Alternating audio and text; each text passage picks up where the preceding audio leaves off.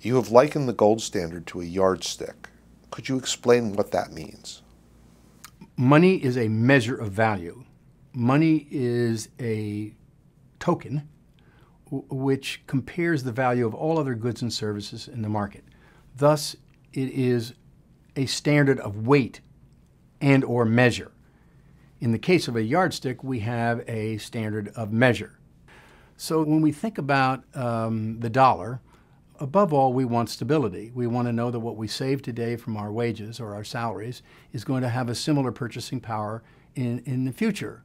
Today, we live in a world dominated by the paper dollar manipulated and organized for special government purposes by the Federal Reserve System and the Treasury of the United States. And it's led to a terrible, great, systemic inflation. This inflation has caused the dollar to decline to not more than 15 to 20 cents of its value compared to 1971. You save a dollar in 1971, today you have about 15 to 20 cents of purchasing power. This is a dishonest, this is an immoral institution.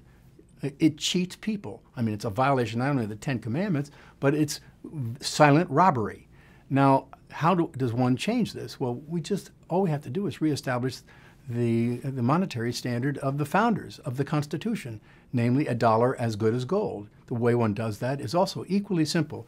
You fix the value of the dollar to a weight unit of gold. And gold throughout history has maintained its stable purchasing power over long periods, hundreds of years. Indeed, the statistics seem to show that over millennia, the purchasing power of gold remains stable. A great scholar by the name of Roy Jastram did a great book showing the constant purchasing power of gold over 4 centuries in England, and by analogy, of course, in America.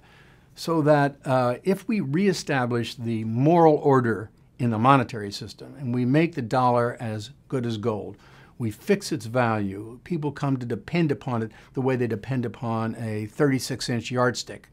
Being 36 inches today and tomorrow, we are going to restore not only confidence in our laws and in our money, but we're going to restore confidence in our government. I would pose a question. If you put to the American people the issue, should we give the Federal Reserve Board of Weights and Measures or the Treasury of the United States the authority to change the value of the yardstick next month from 36 inches to 32 inches, and then a year later, by manipulation, to change the value of the yardstick to 38 or 39 inches, how do you think the American people would vote on such an issue? So the gold standard, like the yardstick, is a weight and measure which people can count on to be permanent and of a stable value in the long run. This is the only way that we can return our country to a stable dollar.